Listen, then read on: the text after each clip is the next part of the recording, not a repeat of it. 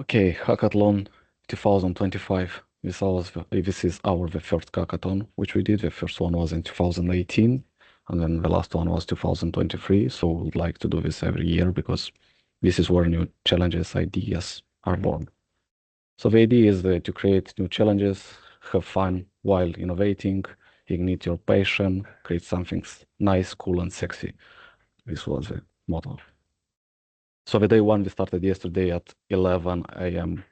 The official start presentation was at 11 in morning during the difference between UK time and Moldova time. So this means the guys actually started to work at 9 a.m.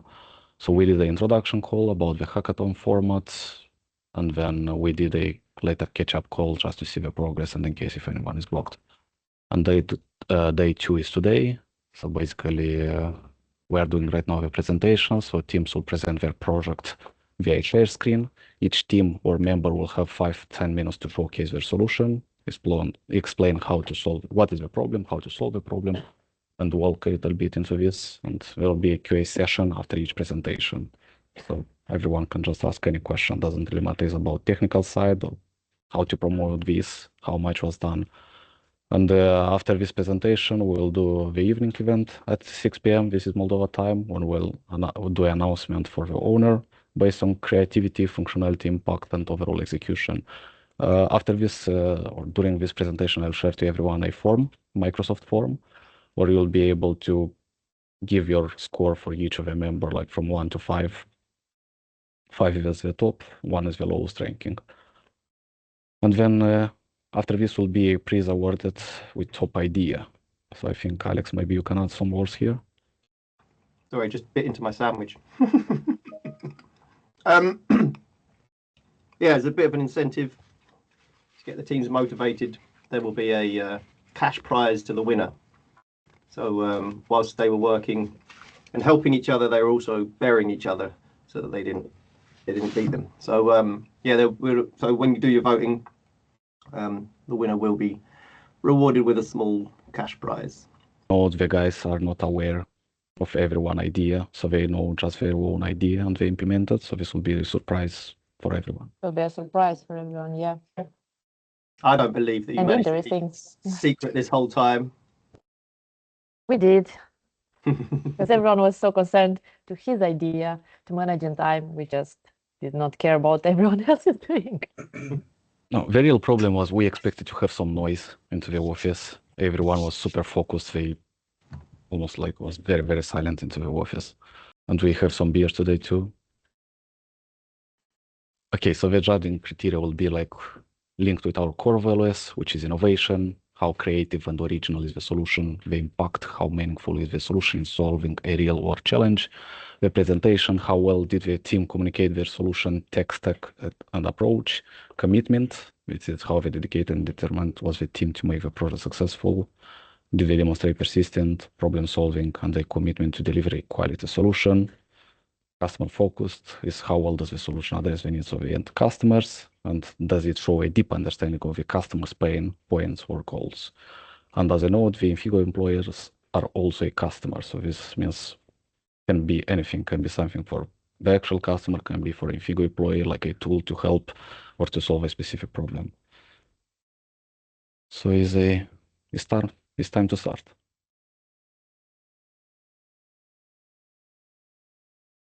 Now is perfect time to harness the potential of AI in our project to drive innovation. So MegaEdit will be equipped with advanced AI tool that will simplify text and image generation, will make content creation faster, easy, and more efficient. So we have text field. When we double click, we have this text option pop up.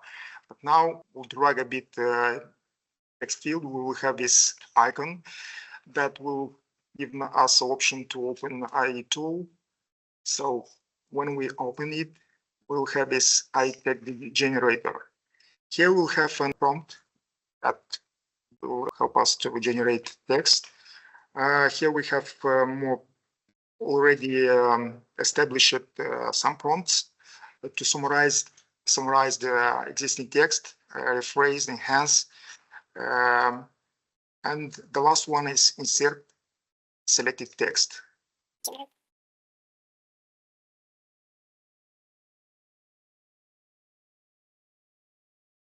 We have three exercises.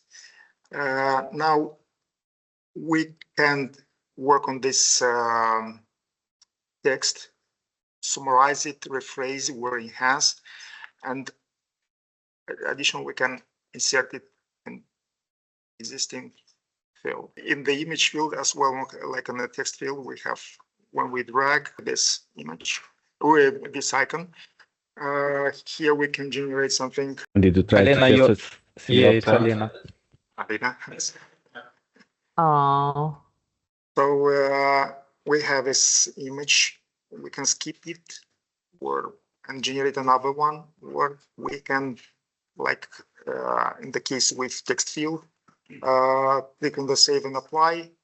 It will apply to this field, and the same in the will be saved in the media file.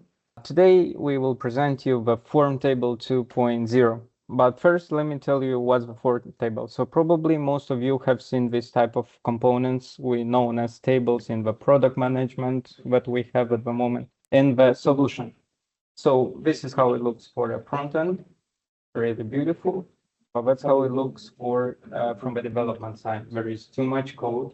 It's a lot of time development and is not beginner friendly. So this is how form table 1.0 it's looking now. We can build in 2 days a table, but with this form table 2.0, which is on steroids, probably in 1 hour will be more than enough to do a table and a coffee as well. Say goodbye to filters that are half a page, filters that always get lost, and copy paste of a form table. And say hello to the code usability, improved maintainability, unit testable backend, and of course extensibility. We introduced custom views, the columns reorder, column visibility change, and all this can be saved per customer in his own environment. And what you need to remember out of these presentations is we managed to automate the schema generation, saving time and reducing errors. We managed to do a framework that adapts easily in growing and changing as the project does. We centralize the logic to ensure consistency across the whole solution. We have clear, testable, and extensible structure that simplifies feature updates. And of course, we empower developers, enhance user experience, and deliver fast, high-quality solutions. Virgiliu even said that with this new framework, he is able to rewrite the whole admin table in just 2 days. I wanted to kind of improve instead of innovate. One of our functionality that we have at the current minute, which is, I think, could be game-changing if we do. It's the save set functionality. It could do a little bit more of what I feel like there's more organization that we could kind of implement towards it. Our current state is that you can kind of, once you've finished building a component, you can then save it, and then you can load it up. When you have one, it's fine, but then I find out if you have too many, kind of gets a bit confusing and jumbled and hard to find anything you want. So you have to put it in order, and those order needs to be saved like one after the other. Otherwise, you will need to delete everything and reorder them again, and it takes a lot of time doing that. So this is basically the demo bit. I've just kind of recreated the parts that I needed. So for the save set, I wanted to add like create a category type for it. You click onto the category and then you can just add your name for the folder. So it kind of is stored behind that. If you have a banner, you save it, and then you load your manage set, you kind of just saves it in. And if you want to create a folder for it or store it into an organized folder. Another thing that I wanted to organize is I've created the new tabs for it. So originally we don't currently support tabs, but by adding this, we can kind of concentrate more on how to organize, which is the main part of this. Getting every component into the proper category, because it just makes sharing these files to our customer a lot more easier, I think, which is very important, because if they know where everything is and where everything is located, it'll be a lot easier rather than just kind of naming them and hoping that they know which one to choose from. So for example, if you have a banner from the homepage, and you create a category that says homepage banner, which is a lot easier. Or if you have a banner on the topic page and you create, for example, if this just says banner, you know that it's from the content page banner. So that's the kind of thing that I just wanted to kind of add in here. Here you can drag all these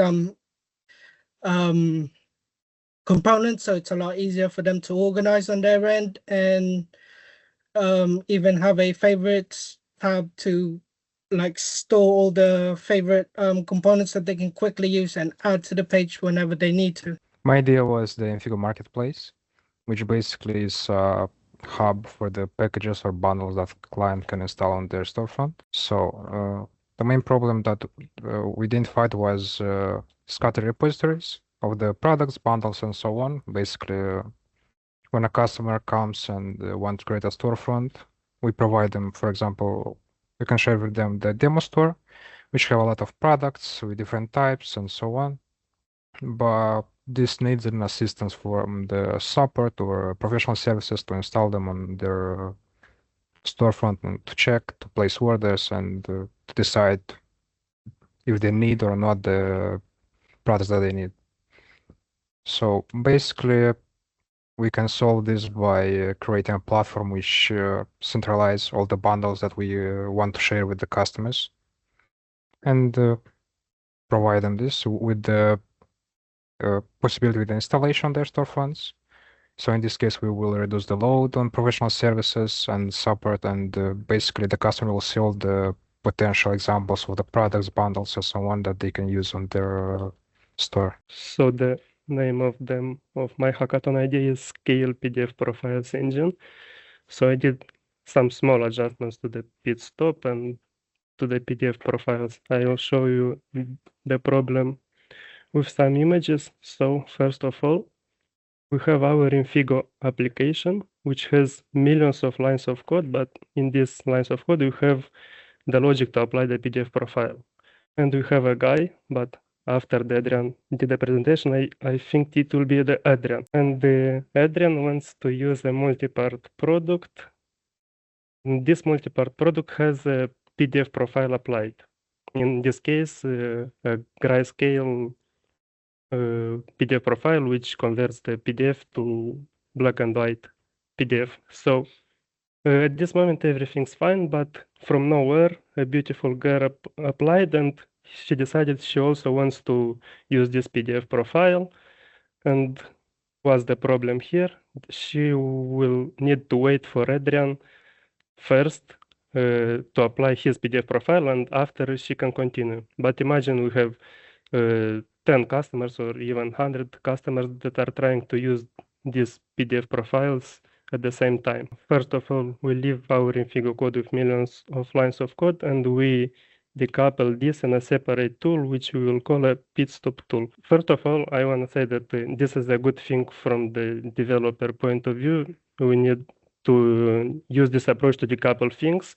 And the secondly, we can easily debug this and maintain, and also we can easily update this tool without any need to touch the Infigo. And the third thing is that we can use this tool on multiple services and with multiple instances. What this means? This means that these 3 customers, for example, will be their PDF profile will be processed by this server, this one's by the second server, and even if this the server where the tools are running will be under the load, we can easily raise a new instance that will process the next customers. Hello, everyone. So my hackathon idea is AutoTest, accelerating quality assurance with AI-assisted test case generation.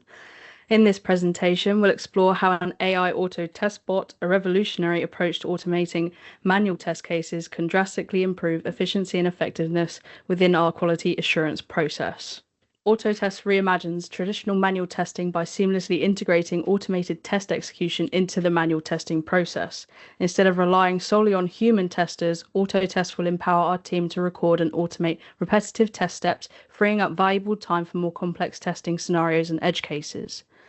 And beyond scripting for all skill levels, unlike traditional automation tools that require skills to do extensive scripting, AutoTest leverages a user-friendly interface to easily capture manual test steps and expected outcomes. This approach makes manual test automation accessible to even non-technical testers and users, eliminating the need for specialized coding skills. Does that mean we can get rid of some QA testers? Maybe.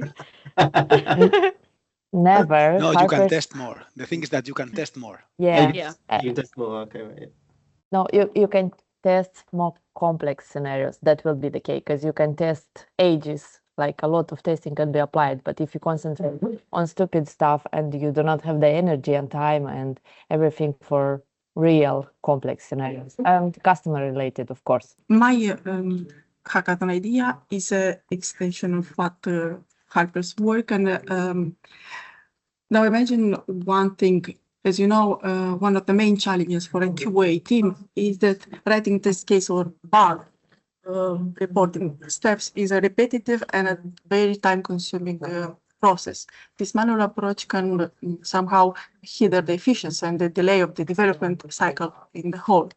I have chosen one of the tools that I found, and it is called the Capture Chrome extension. Okay, so it is a revolutionary browser extension that simplifies, in my case, bug reporting and enhances collaborative the collaboration between the QA and the development team. So basically, Harper, we will trigger from Jira the test plan and test cases, and in the process of test, we found an issue. Anytime we found a bug, we need to reproduce it second time to make sure it's constant. And at the second reproduction, we have two things from this tool. We have the recording and we have the steps. Recording we attach in the PDF or video format to developer to investigate, and the steps you just use for generating a new test case based on the existing plan done by what Harper said. So.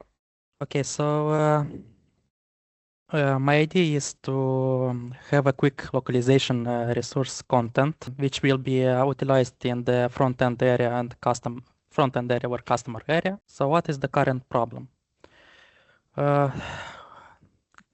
current problem is the customer or Infigo must manually check in the admin area to find specific localization and apply adjustment to each language separately.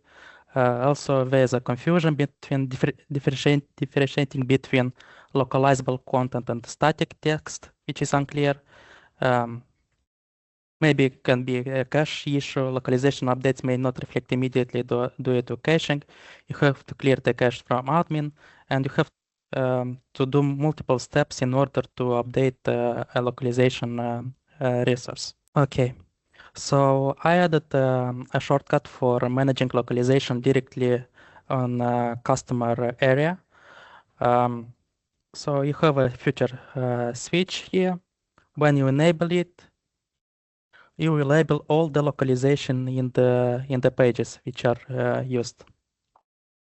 The localization are outlined, and when you are hovering the localization, you can see the resource key.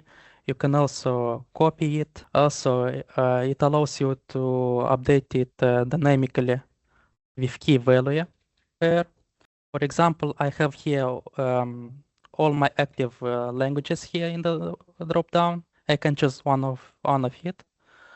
And for example, I want only for this one. You can see that there's two language strings which have the same value. For example, I don't know what is the localization key. I will choose this one only. As I speak 1 second. Yeah. And for this one, I would like to in Dutch to add addresses. Once I update it, it tells me if all is good. It was updated. I will, for example, it's not updated it now, but I want another localization to be updated. Yes, it needs a little bit of love in the front end with these buttons, but at the moment it's okay. And let's say that I want to update the localization which does not exist. It does not allow me to do that. And when I want to see the differences, I can just second. Yes, because I have this touch. And you can see that this was updated here. This gives us a complete image related to the content in our front end. For example, we managed to implement it this editable content. Mine is, well, I'm on the managerial part and I just find it boring, and sometimes to try to assign and to find who is the best person to assign a sub, for example, on this moment. So this is the first step that I'm trying to do, but it's mainly going to be using and again, what is exactly this? It's an open source workflow automation platform that you can just create easily workflows and automated process without needing to write code. So I would like to discuss about losing data. And unfortunately, Infigo clients also have this problem. For us, it is difficult to investigate a specific case when a client reports about that he lost some data. And in most cases, just based on activity logs, we can identify that they changed something by themselves and we can do nothing to restore it. Generally, it is mostly about the content. And here, of course, are like descriptions, content pages, message templates, and of course, files like CSS override. And to have kind of versioning of all this stuff. Dennis asked me if I was okay going after Slavic. I wish I'd said no. When that's the first response. Always no. Never go after Slavic. Never go after Slavic. I've learned my lesson. When we were told it'd be a competition, I looked at the lovely developers around me and the amount of talent in these individuals and decided I couldn't win, but I could gift myself a win. So I was very selfish and just did something that I've asked Pablo if we could do it for a long time, and he keeps saying no. So for my hackathon, as you can see, this is our lovely collaboration platform, 2440. And everyone recognizes our lovely Infigo admin header. Everyone say boo, this admin header sucks, boo. We can't scale it, we can't add new things to it, it doesn't scale well, it sucks, it's overcrowded. When down the line we're going to add global search into the admin, where does that control go into this header? It's going to be really cramped. So basically what I did was deleted it all and moved it into a nice little drop down here. So now we've got a more traditional admin style account dropout. This does a few extra features. It's not just me moving buttons and calling it hackathon. You get access to the account that you're logged into through like a URL link, the ID here, which is nice. Clear caching, do all this stuff. But if I impersonate someone, so if I impersonate and then go to this tab and refresh, finally in admin, you can see that you're impersonating someone, and you can also end the impersonation session here. So now I've got the end impersonation session. It's got different icons and stuff, and I can see all this. And we can expand this out with other data that we add to people's accounts. As I say, there's lovely talent around me, and I'm only a lowly front-end developer, the second best one here in this Moldovan office. So this was good fun to do in some C# with Dennis, so he's expanding my back-end skills. So as most of you probably noticed, the thing that I've been working on for this hackathon is already branded. So I did half the marketing's job. And with that, let me introduce you to InPay, the Infigo payment integration system. But before we dive into it, let's get into how we arrived here. And the problem is that customers request new payment integrations constantly. Say a customer wants to integrate with Infigo, but for that, he needs a new payment method that is only supported in this country or one that we don't have by default. Customers need payment method solutions that we can't keep up with during the development stage. They need solutions faster than we are able to process with their business dependent on it. And deploying changes and rollouts to payment integrations, such as Stripe, is too slow for our business. And in order to improve, we have to step up onto another level. That's where InfPay comes in, the Infigo payment integration system. Where our customers will be exposed with an API that will allow for them to write their own payment methods as a third-party integration. This leads to potential more customers with deal breaker decisions. So for example, if a customer we don't have a plugin that a customer needs, we just say, okay, you can write that for yourself, and this will lead him into Infigo. What we get in return is faster deployments of these systems, since each payment method is separate from Infigo, and we can deploy, maintain, and test that integration separately. This will free up a lot of space in Infigo project, as we will be extracting them outside of the main one. And all of this is in a self-hosted environment, and the scalability of this is incredible. We can support countless of new integrations with our customers as developers. So customers will be developers, and we'll switch roles. And for that, there will be no language barriers, like in the example we've seen before. Hi guys, I got so relaxed I almost forgot I need to present too. So my idea was regarding reporting and automation tests. So it's low reporting, bridging automated tests, data, and decision making. So basically, automation tests at the moment are really useful for everything, especially related regression testing. And at the moment, reports give us the bugs that we found and provide details for more investigation, and then can help developers to find the root of the issue. But what if we will have a unified reporting, which will combine multiple tests runs, and we can see some trends that we have. We can see some improvement over certain areas in our system, or to have some critical points in an area that was working just fine 1 month ago, right? Also some tracking, testing quality over time, and of course, detecting the sensitive areas from our system by verifying the runs of the tests through the time and the bugs that are reported. So yeah, Allure reporting have shown me that it's the tool that can help me with this. Yeah, hope you can see me. No. I didn't have much time to implement my hackathon idea because I was busy yesterday with subs and fixing and debugging phones. But I managed to do something today. And by the way, I had a dream last night about a suitcase, which we don't have in the office, but you guys in the UK have. Is this one. And we have also a product in the demo storefront.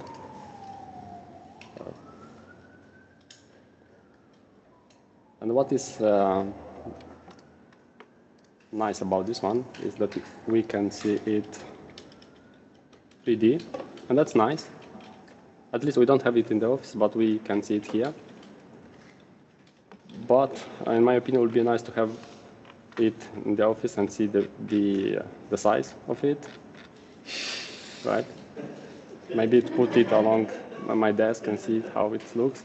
But what's nice about this is that you can see on the left side there is a QR code which you can scan if you want. And now I will switch the themes on my phone, because I can, yeah, if it's putting there, and then using pinch to zoom, you can resize, you can rotate, and you can see it 3D.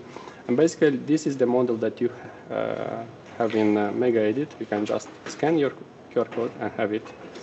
And we can do this not just for this suitcase. You can do for a book if you have. You can put some images in MegaEdit. Then you have the album on your desk, and you can see it. Top 3 places So the third place is on Victor and Arthur. Woo! So Victor did the marketplace one, Arthur did the AI with this visual, what's the name is? Augmented reality. Yeah, augmented reality stuff. The second place is on Slavic. Oh. 38. And the winner is George. George. 4.44 points. Yes. Really nice. So George, do you want to take a speech? Yes. Yes. We need a speech. No breathing, please. No what? Without taking any breath. So just all straight. A speech. Yes, I want to thank you everyone for all the great ideas. It was really a great pleasure to work these 2 days on something that's been like in the workings. Wanted this in general, like this microservice idea of payments is really cool, and especially working on new technologies with .NET Aspire, something new for me. Thank you, Dennis, for like navigating me and pointing me in the right direction. And yeah, it was a great time, and I'm amazed of how many great ideas we've generated into this hackathon.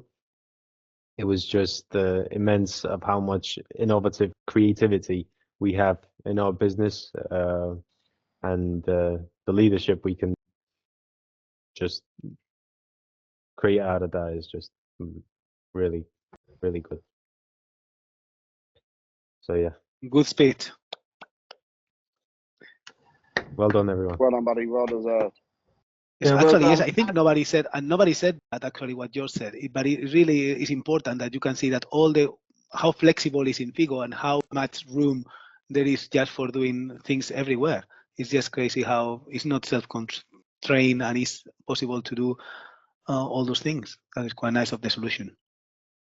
And George, as a prize, as a token of our appreciation for your work and the fact that you beat your peers, you win the prize, which is 250 English pounds. Well done. Thank you very much, guys. Thank you, everyone.